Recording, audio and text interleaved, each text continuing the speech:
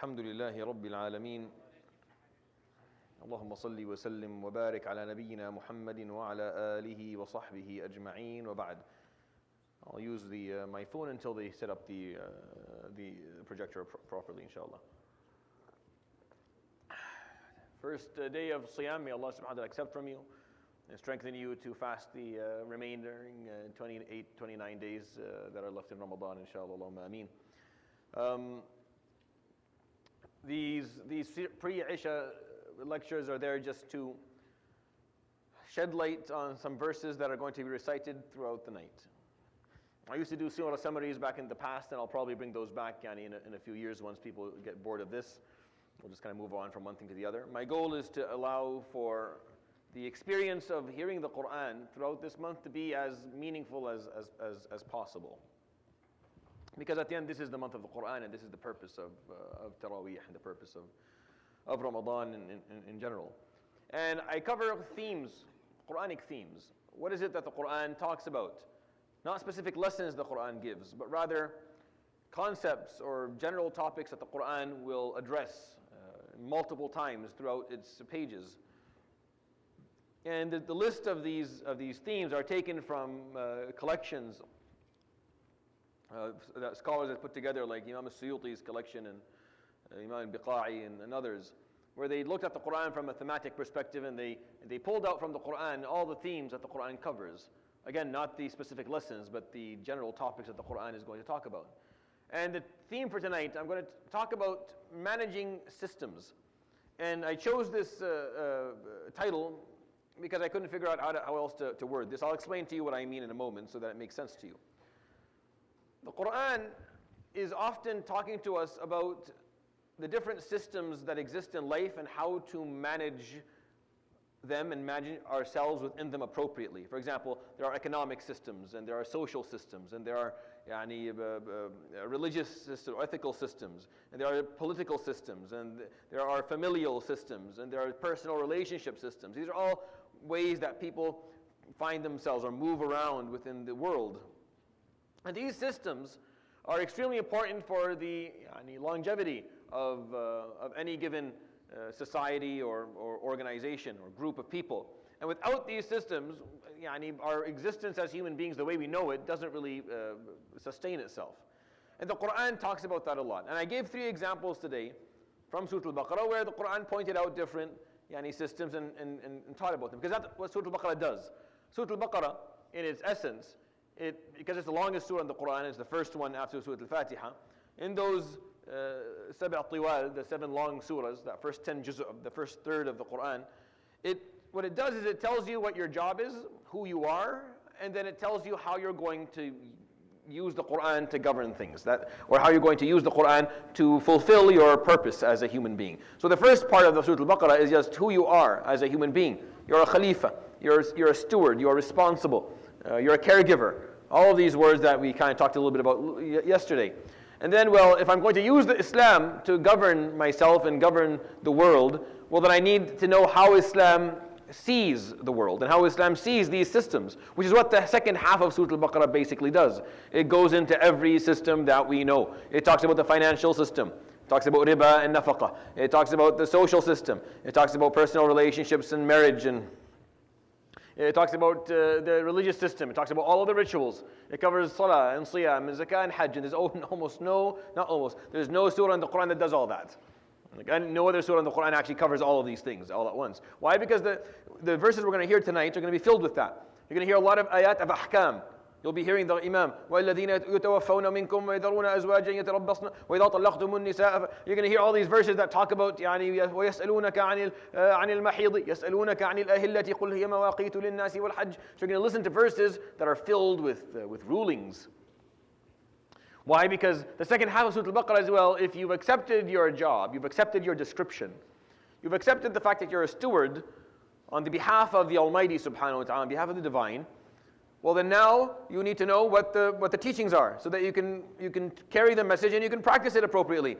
Here's all the rulings that cover all of the different systems of life, from the most detailed to the most generic of all.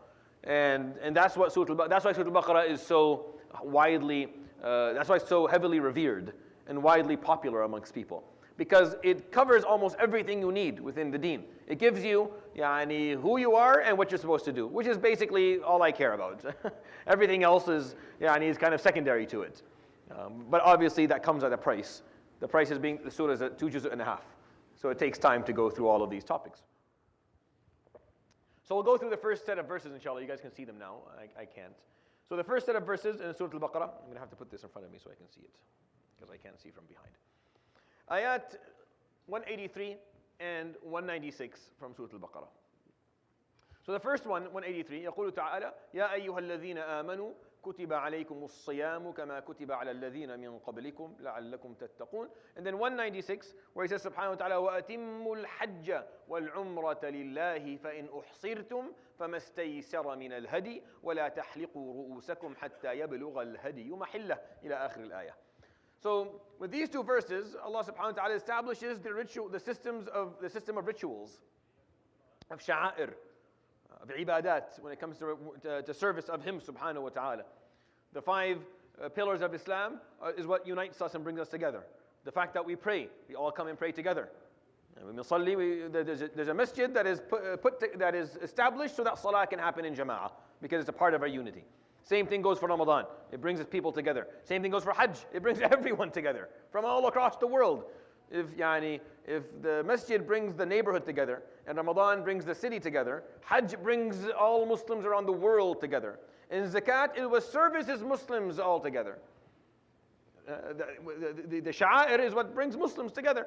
So these sha'air are a system that exists within our deen that allows us to continue to function. So Allah subhanahu wa ta'ala, and the only surah that has it is Surah Al-Baqarah, where it talks about Siyam and it talks about Hajj in the same surah. Otherwise, you don't find that. You find Surah Al-Hajj, it talks about Hajj, and Siyam may come up one more time in the Quran elsewhere, but really not in a systematic way to begin with. So when the Quran talks about systems, to see the systems of rituals, or the system of rituals, you'll find it in Surah Al-Baqarah, almost exclusively, which is why I brought it up here, because I don't have, this is a minor theme. It's not a major theme. It's a bit of a minor theme. So it requires us to kind of know, I have to use the right surah for it. So Allah subhanahu wa ta'ala says, O those who believe, كُتِبَ عَلَيْكُمُ الصِّيَامِ. It has been decreed upon you that you will fast, as it was decreed upon the nations that came before you. لَعَلَّكُمْ تَتَّقُونَ. لَعَلَّكُمْ is a word that if you find in the Quran, I want you to, if you have your own mushaf, that's yours, put a line under it and bookmark it. لَعَلَّكُم is a word in Arabic that means so that you may achieve the following. It's a concept of purposefulness. It's a word that implies purposefulness. Why are we doing this, Ya Rab? لَعَلَّكُمْ تَرْشُدُونَ لَعَلَّكُمْ تَهْتَدُونَ لَعَلَّكُمْ تُرْحَمُونَ. And here, لَعَلَّكُمْ تَتَّقُونَ, so that you may achieve a certain degree of taqwa, so that you may protect yourselves. So that you may protect yourselves. The protection that comes with siyam is not just the protection of the hellfire. It's the protection that you get in dunya with siyam. Siyam, when you understand it appropriately and you practice it correctly, it protects you from yourself. It protects you from the desires that the nafs has.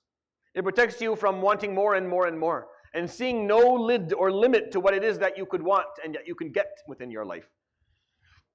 When you understand siyam and you start differentiating between that which you need and that which you want, which today you were reminded of, and I was reminded of too. See, today I saw a full clinic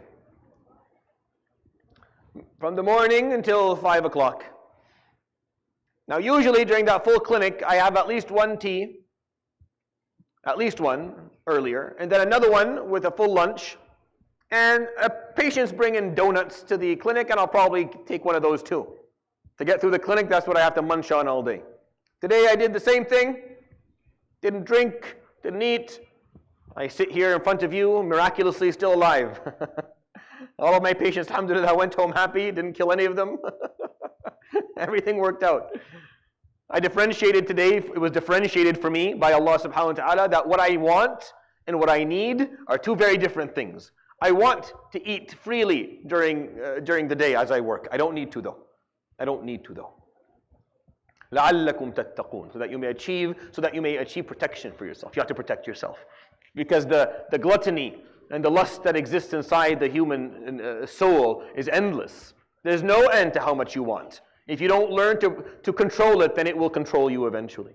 وَأَتِمُّ الْحَجَّ وَالْعُمْرَةَ لِلَّهِ. And you must complete Hajj, and you must complete Umrah for the sake of Allah subhanahu wa ta'ala. And the verse goes through the explanation of what Hajj is. فَإِنْ أُحْصِرْتُمْ. If you're held back, then you slaughter a hadi. And do not shave your heads until the hadi is established and you have slaughtered the sheep. And the ayah goes through all the different rituals, all the details of how to perform a proper Hajj. Because of what it means to us as Muslims. This is the ritual that brings us together. It organizes us. Sometimes you don't see that. We think that only like bigger systems, financial systems and social systems and marital systems, and those are what unite us and bring us together. No, rituals do. Rituals are really what unite us. Yeah, that's what unites us. It's not the other stuff. That's why this is a system in its own sense. You have a masjid so that people can pray together, so that the neighborhood stays together. You have Ramadan so that the city stays together. You have Hajj so that the world stays together. The whole world goes for Hajj. You're standing there and beside you is a Tunisian person, and on this side is a Singaporean, and in front of you is a Turkish, and behind you is an African. You have no idea. You see people you didn't even know, from countries you didn't know existed to begin with. So it's a system in its own self in keeping Muslims together. The second group of ayat, from 221 to 223, يقول سبحانه وتعالى ولا تنكحوا المشركات حتى يؤمن ولأمة مؤمنة خير من مشركة ولو أعجبتكم ولا تنكحوا المشركين حتى يؤمنوا ولعبد مؤمن خير من مشرك ولو أعجبكم أولئك يدعون إلى النار والله يدعو إلى الجنة والمغفرة بإذنه ويبين آياته للناس لعلهم يتذكرون ويسألونك عن المحيض قل هو أذى فاعتزلوا النساء في المحيض ولا تقربوهن حتى يطهرن. And the ayat go to the end. These verses and the ones before them and after them in Surah Al-Baqarah talk about the marital system. Marriage. ولا تنكحوا المشركات حتى يؤمن. A Muslim man should not be seeking marriage from a mushrikah. He should be seeking marriage from a Muslimah, a mu'minah, a believer. And a Muslim woman should not be seeking marriage from a mushrik, even if we like them. The ayah says, وَلَوْ أَعْجَبَتْكُمْ وَلَوْ أَعْجَبَكُمْ. Even if you like them. Because that's the first thing that comes to mind. When someone comes to me and says, Shaykh, what do you think of marrying? Oh, she hasn't converted yet, but she's thinking about it real hard, and I'm being a really good representative of Islam for her.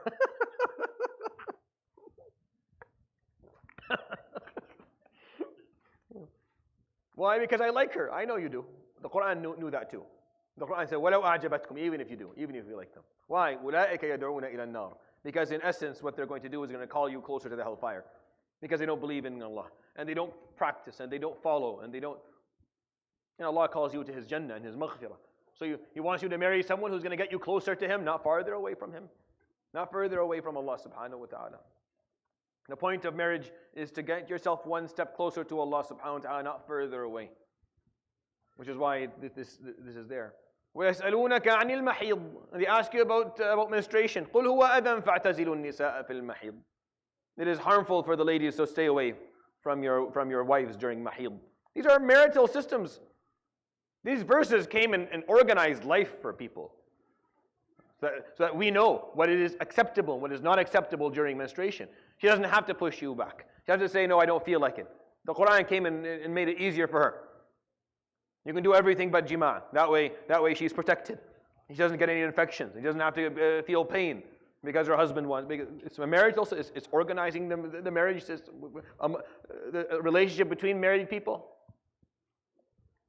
نساؤكم حرث لكم فأتوا حرثكم أن شئتم وقدموا لأنفسكم.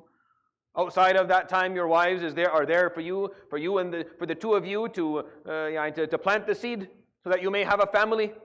So do it however you find it appropriate to do so. وقدموا لأنفسكم. And make sure that you do taqdeem. A wild part of the Quran. Honestly, we don't read the Quran this way, so we don't foreplay. That's what the Quran is saying. وَقَدِّمُوا لِأَنفُسِكُمْ. Men, make sure that you have some foreplay. Don't just walk in like a bull.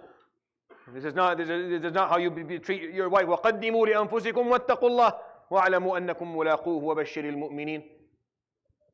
Why would the Quran, the word of the Divine Subhanahu wa Ta'ala, talk about this? Tell a man you have to take care of foreplay within your relationship, because Because the Quran is interested in systems. Are you understanding what I'm trying to explain to you? The Quran is interested in organizing systems for life. So, political and social and financial, economical and marital and personal. The Quran will go after each system and talk about it. Each system will get as much emphasis as it deserves, which is why the majority of the Quran is on the personal level. The majority of what the Quran is on the personal level. It's on the system that you have to have with yourself. The rest of them are not that complicated. Here's a guideline of marriage. You find them in Surah Al-Baqarah and a few in Surah Al-Nisa, and that's it. The rest of the Quran doesn't really talk about it. Maybe a little bit in Surah Al-Talaq. That's all. 3 or 4 spots in the Quran, maybe 4 or 5 pages, maybe 7 pages in total out of 600 pages of the Quran. Why? Because once you understand them, you're good. The real problem is going to be the system that exists on the inside. Are you going to be able to actually control it? Are you actually going to be able to? That's why Siyam is not talked about all throughout the Quran. It's a system. It explains, here's what you need to do, here's how you do it, khalas, move on. If you have self-control, you'll perform it appropriately. If you don't, you won't. It doesn't matter how many times you repeat Siyam, it's not going to make a difference if you don't have control. This is an extremely, in my opinion, it's one of the most interesting parts of how the Quran functions. It emphasizes the piece that you need more. It emphasizes the part of the teaching that we all require. And it lessens the emphasis on the pieces that don't require a lot of emphasis. You'll be fine. One or two remarks around this topic, you should be good. How many times does the Quran tell us to perform tawheed and to strive against our nafs and to have taqwa and to admit when we're wrong and to be humble and to be empathetic? Every second page there's a reminder. Hajj in the Quran is twice. Once in Surah Al-Baqarah and then again in Surah Al-Hajj. Siyam is once. But aren't these the most important parts of our deen? Yeah. They're a part of a system. Once you understand it, you can practice it. But you won't be practicing it appropriately if you don't understand the rest of it. Which is why these verses are here. So the Quran will talk to men and tell them when it is that they will come to their wives, when it's appropriate and permissible, and when it is not, and when they're going to approach their wives, what they have to do beforehand, so that they understand the system and they fall under the umbrella of what Allah subhanahu wa ta'ala is teaching, so that we can perform our behaviors and our actions and enjoy our lives in a way that is systematic, that will lead us in a direction that will be prosperous for us and prosperous for others. What we see today is complete loss of direction. What we see today in the world is complete loss of any form of in the West has completely lost its grip on what ethics mean, on what systems are. And what they have is a morphed understanding of these concepts that have no evidence to support them, are not based in scripture, are not based in science. They're based in human lust and human greed. And if human greed is going to drive the way our economical, financial, social, and marital systems are put together, then what hope do we have? If human greed, if my desire for more wealth and more power and more fame and more sex and more food is going to actually guide how all of these systems on earth are going to function, then there is no hope. There's absolutely no hope. And what we've witnessed over the last 2-3 weeks of these disgusting files that emerged from the United States, these just absolutely the most disgusting things I've ever heard or seen or witnessed in the entirety of my life. We've always known they've been like that, but we never knew they would be stupid enough to leave any evidence of it. Like the stupidity of actually leaving a trail of some sort, that this is how wisakh you actually are, how disgusting you are. Because if you allow for human desire to go unhinged, to go uncensored, with no sense of purpose and no limitations, then this is what you get. This is what you get. It's human trafficking, and 5-year-olds and 6-year-olds being raped by powerful, So Allah subhanahu wa ta'ala comes and organizes it for them. وَلَا تَنْكِحُوا الْمُشْرِكَاتِ وَيَسْأَلُونَكَ عَنِ الْمَحِيضِ نِسَاءُكُمْ حَرْثٌ لَكُمْ وَقَدِّمُوا لِأَنفُسِكُمْ. Some organization here, so that you can stay within the... All right. The third set of verses that I'm going to share with you are actually the ones that I'm going to take the most time, because a lot of young people come here and listen to me. He says subhanahu wa ta'ala, وَالَّذِينَ يُتَوَفَّوْنَ مِنْكُمْ ويذرون أزواجا يتربصن بأنفسهن 4 أشهر وعشرا فإذا بلغن أجلهن فلا جناح عليكم فيما فعلن في أنفسهن بالمعروف والله بما تعملون خبير. Organizing some social systems. Women, back in the day, lived under extreme oppression on multiple fronts of their lives. So a lady whose husband passed away, or she was bound to years and years of showing grief, of being dressed in black and staying back behind. And she was in many cases deprived the right to pursue a life for herself after her husband passed away. Meaning, Miskina, if she married some guy, and she was maybe 19, and then he gets hit by a car, he dies. Now she's stuck grieving him till the day she dies, and she has to spend the rest of her life living in the memory of this guy who passed away. Allah yarhamu, he was a good guy, but khalas, so the Quran came and talked about it. You have 4 أشهر وعشرة. 4 months, 10 days. That is what you have to stay at home for. You stay in grief and you stay in for that period of time. And after that, لا جناح عليكم فيما فعلن في أنفسهن بالمعروف. As long as, and this is the point, al-ma'ruf, the social piece of the relationships, al-ma'ruf. As long as there is ma'ruf, لا جناح عليكم. You have no reason to censor them, restrict them, or have any negative thing to say as long as they perform what they perform bil-ma'ruf. What is ma'ruf? That which is known to be good. That which is societally known to be a good thing. Good speech, respectful behaviors, respectful demeanor. That's what ma'ruf is. Munkar is the opposite of that. Everything that is known to be, these are social terms, by the way. I know I've said this many times, and if you've been listening to me for the last 5 years, you're probably tired of hearing me say it. But you have to differentiate between halal and haram, and ma'ruf and munkar, because they're not exactly the same. Halal and haram, these are religious terms, extremely important. They guide us. The terms of the Quran, where they tell us what is fahisha and what is khuluq azim, these terms are extremely important. But then you have terms that are socially driven, like ma'ruf and munkar. These are social terms. We live in a society here today where there is ma'ruf and there is munkar. Believe it or not, the majority of what they see to be ma'ruf, we agree with it. And the majority of what they see to be munkar, we agree with it. The margin of disagreement on both sides is actually quite small. That margin of disagreement is where islah comes in, is where reform is brought in. That's where the Anbiya came and pushed back. When there was a margin of difference. You see, they believe that being organized is a good thing, that being kind is a good thing, that people are equal, that they believe that. We believe that too. فخلاص, this is ma'ruf that we agree upon. فَنَأْمُرْ بِالْمَعْرُوفِ, we strengthen that ma'ruf. But then they have a few things we don't agree with. Sayyidina Lut alayhi salam came to his people, and they had normalized something. They had a lot of ma'ruf that he agreed with, but then they had something that was ma'ruf, that to him was haram, was fahisha. Why? Because when he was trying to talk to them, what did they say about him? How did they put him down? They would say, إِنَّهُمْ أُنَاسٌ يَتَطَهَّرُونَ. Indeed, he is someone who purifies himself. What do you want? They've normalized fahisha. So he is, as a prophet, his role is to come and perform reform, islah, and change, and he has to fight that. You don't have to do that as a Muslim that much. Relax, ya akhi. Relax. Just look at whatever ma'ruf they agree that they have that we agree with, and just strengthen that. Ride the wave of their ma'ruf that agrees with your values, and strengthen it, to protect it, to keep it. And then see what munkar they have that you also agree with. I mean, that's munkar for us too. For example, they see alcohol as munkar. People drink, but they don't brag about it. They don't want their kids to be alcoholics. They smoke weed, but no one's proud of their pothead kid. They don't think it's a good thing. They don't think it's a good thing. They still think it's munkar.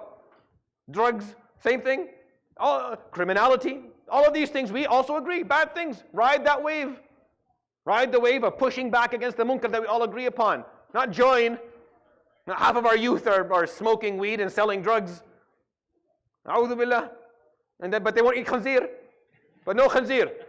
We can say we can smoke pot and sell drugs, but no. You're going to take a stand on the munkar, because for us that's munkar, and for them it's not. They love eating. That's where islah comes in. That's where we have to. That's where the imams and the scholars and the people in academia, they push back with reform, proving that this is wrong. But what's the point of being Muslim if you're not going to ride the wave of ma'ruf and munkar in the community? End of my rant. So he says here, لا جناح عليكم فيما فعلن في أنفسهن بالمعروف. Whatever they do with ma'ruf, what is society like expected and accepted to be good, then you have no reason to interfere. Now the ayah after it, for my younger brothers and sisters, ولا جناح عليكم فيما عرضتم به من خطبة النساء أو أكننتم في أنفسكم علم الله أنكم ستذكرونهن ولكن لا تواعدوهن سرا إلا أن تقولوا قولا معروفا قولا معروفا ولا تعزموا عقدة النكاح حتى يبلغ الكتاب أجله until the end of the verses. Allah subhanahu wa ta'ala is saying there is no junah upon you, meaning you're not accountable, you're not frowned upon. فيما عرضتم به من خطبة النساء, for what it is that you do in implying your interest in marriage to someone. Some scholars see this ayah to be specific for ladies who are in their iddah after their husband passed away during that period. Other scholars see this to be a generic ayah, as I agree with. This is a general ayah. There's no junah if you want to imply that you're interested in someone. أو أكننتم في أنفسكم, or you hold on to it within your heart. علم الله أنكم ستذكرونهن. Allah knows that when you're interested in someone, you're going to say something about them. You're going to bring it up to a friend. You're going to talk about it to someone. ولكن لا تواعدوهن سرا, but don't go and meet with them secretly. إلا أن تقولوا قولا معروفا, except if you're going to say قولا معروفا. Again, the same word. Unless you're going to use words that are ma'ruf. When they ask me, is it okay for texting? I said my answer is very simple. If you're comfortable sharing your text message history, then yes. And then of course they laugh that laugh, and they put their hands on their phones out of fear that I'm going to lounge to the phone to protect it, because of course they don't want anyone seeing their text messaging. If what you're saying to the sister, you can say in front of everyone, you could say with no fear and with no shame at all, then that's fine. There are limitations for the interactions between genders. It's a social system. We are not expected as Muslims to not speak to one another, for men to speak only to men and women to only speak to women. No. Men and women, they speak with one another. This is a part of life. But what do they say when they speak to each other? It's qawlan ma'rufa. Is that what is societally known to be good? Meaning there's no difference of opinion on the validity, on the credibility, on the purity, on the politeness, on the appropriateness of what's being said. If there is, then that's not qawl ma'ruf anymore. If you're embarrassed from someone seeing what it is that you said or what you texted, then that's not qawl ma'ruf. So people ask, can I approach someone? Can I speak to someone? Of course you can. Sisters can approach, and young men can approach. But it's qawl ma'ruf. It's qawl ma'ruf. Something known to be good. That doesn't happen most of the time. Most of the time, it's flirtatious. It's very flirtatious. Flirtation by design is actually the opposite of ma'ruf. It's saying the things that if people were watching you and the parents were there watching you, you would be very embarrassed. If you were caught on camera doing it, then you would hide your head in the sand. Because implying time and time again something that you shouldn't be implying. It's implying a thought or implying a word or implying an intention that you shouldn't be implying. Islam doesn't like flirtation. Islam is very big on clarity. You speak clearly, everything is good. You're interested in something halal, you make it clear. You're speaking to someone openly, you make sure that the language that you're using is neutral and respectful. You speak to them, and that's fine. I'm stuck between these two extremes amongst these young men and young women. Between those who think it's absolutely unacceptable for any form of interaction, and those who don't know how to contain it. Those who don't know what the boundaries are. They don't have the boundaries. They don't know what the boundaries are. And neither approaches are correct. The Quran tells us it's qawlan ma'rufa.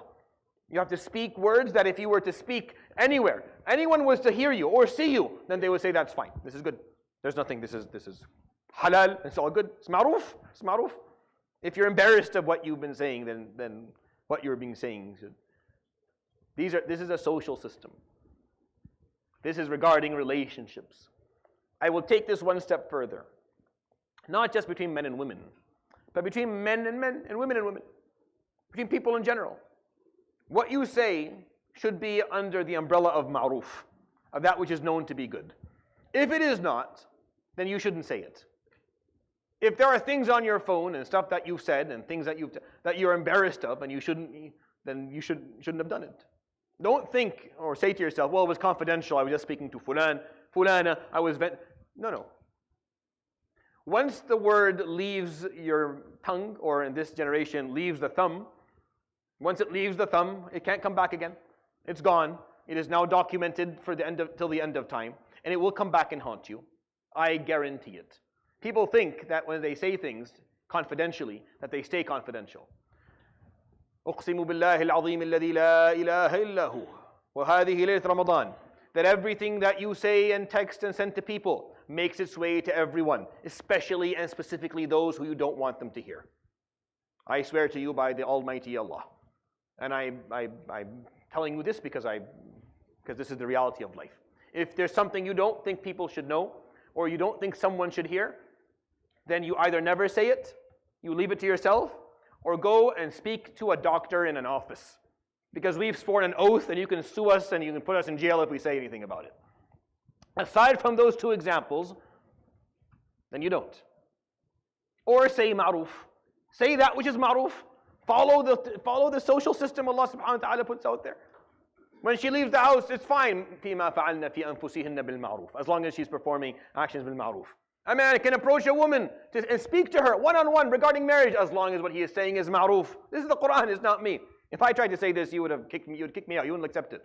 If the Quran didn't have this, no one would accept what I'm saying. But the Quran said this. Allah subhanahu wa ta'ala is superior. His words are superior to everything that we believe.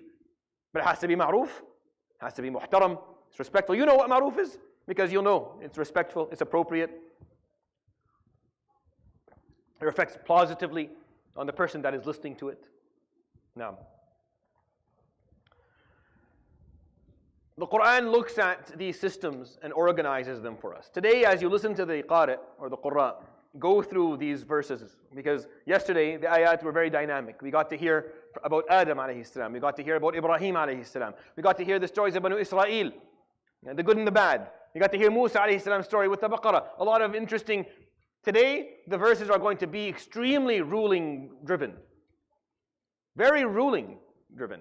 All the ayat are going to be, this is what halal and this is haram, and you do this and you don't do this. كُتِبَ عَلَيْكُمُ الْقِتَالُ وَكُرْهٌ يَسْأَلُونَكَ عَنِ الشَّهْرِ الْحَرَامِ يَسْأَلُونَكَ عَنِ الْأَهِلَّةِ وَيَسْأَلُونَكَ عَنِ الْمَحِيضِ. Why? Because the Quran will start to organize these systems for us. What is the point of being Muslim if we don't take time to learn what these systems look like? What is the purpose of, how can I call myself Muslim if I don't know what these systems pertain? If I don't know what these systems imply, what they teach, what they require, what they're asking of us, what ethics are required for them to function, then how exactly do I call myself a Muslim? This is the important piece of listening to today's verses in Surah Al-Baqarah. Listen to Allah subhanahu wa ta'ala teach. No one likes to be lectured. But we have to be okay with Allah subhanahu wa ta'ala lecturing us. He's going to lecture us tonight. Tonight you're going to stand, all of us are going to stand in line, and we're going to be lectured. One of my shuyukh had a really interesting insight that I'm going to share with you. He used to say that the drop-off in Ramadan happens after the second night. That's what he used to preach. And we would say why, and it obviously would explain to us. So he said, because after the second night, after they come for the first night and they hear the story of Adam and the story of Ibrahim and Ya Rabbana waj'alna muslimayni laka, and of course the Imam's voice is beautiful and it's all very, very meaningful. It's very, you hear وَلِلَّهِ الْمَشْرِقُ وَالْمَغْرِبُ فَأَيْنَمَا تُوَلُّوا فَثَمَّ وَجْهُ اللَّهِ. Just beautiful verses that just move the heart. So they come, they're on that high, that spiritual high. Then they come the next night and all they hear is الطلاق مرتان فإمساك بمعروف أو تسريح بإحسان. They hear verses that divorce and marriage and mahid and ahilla and siyam and hajj and salah and riba, and then they're like, oh, I didn't fear anything tonight. Yeah, because you want what you want. No, you don't get to cherry pick. You have to take the whole package. A part of it is that reminder that moves the heart, and a part of it is Allah subhanahu wa ta'ala lecturing you, telling you, here's what you need to do, and you say sam'an wa ta'ah. You see, the verses yesterday we heard those who said sami'na wa ata'na, and we heard those who said sami'na wa asayna. So now that when he starts lecturing you, and he tells you, you're not allowed to speak to a woman that is not your wife or your mahram, without ma'roof in it, what are you going to say? What is your response to this ayah?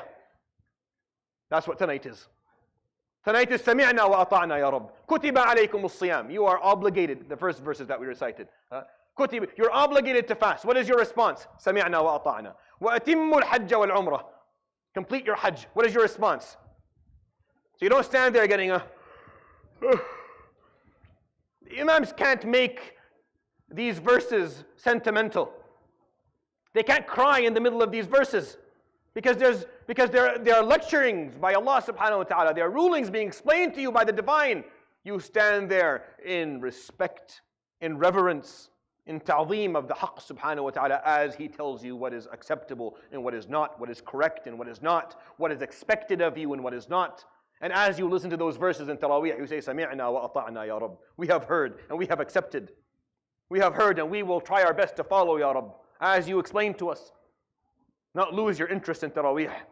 Not go home tonight and say, first night was good, this night I got tired. And then tomorrow you stop showing up because you didn't feel good this night, and then you lose everything. It is by design, wallahu a'lam, that these verses are in the second juz'. Our Shaykh says it's by design, to thin out the crowd. Wallahi, he used to say this, rahmatullah alayhi, Allah yarhamu. He used to thin out the crowd. نخفف من لا سمع له ولا طاعة. Those who don't accept سمعنا وأطعنا, they don't come anymore. They're in it. They just want the musical verses that are all يعني جنة ونار and fear and love and the stuff that move the heart, but we don't want the actual lecturing. No, you can't have this and not that. You have to take it all. Which is why tonight we're going to listen to these verses. So please, make sure that you look at them differently tonight. You don't see them as, let's go through. Listen to the teachings of the divine. Learn from Him. Accept what He is telling you. And if you are not following all of these systems, if you are not incorporating these systems into your life, then change that. Then make sure you make the intention tonight that you change that you incorporate all these systems into your life. The economical system and the social system and the ritual system and the marital systems and the personal relationship systems, you accept them all. That which you are following, lillahi alhamd, and that which you are not, you will change. Which is why these verses are the second juz' of Al-Baqarah, or the second juz' of Taraweeh, whether we like it or not, they're going to be that. There's going to be those teachings to remind us all of who it is that we're following. All right. So we're going to go, can someone make adhan for us? Make adhan for us, yeah. And then I'll remind people quickly and then we'll make adhan.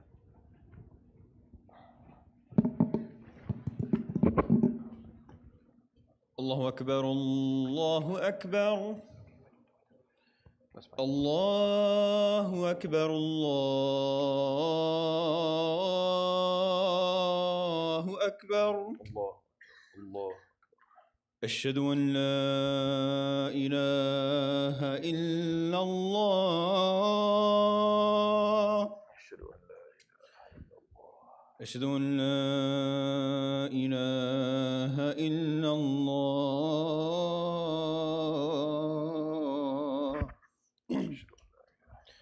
أشهد أن محمدًا رسول الله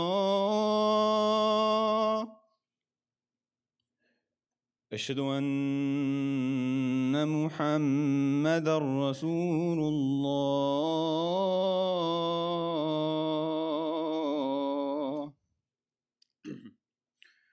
حي على الصلاة حي على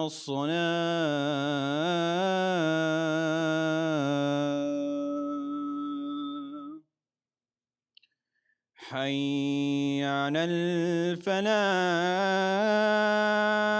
الفلاح حي على الفلاح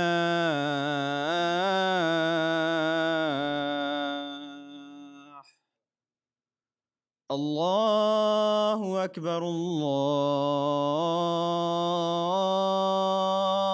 الله أكبر لا إله إلا الله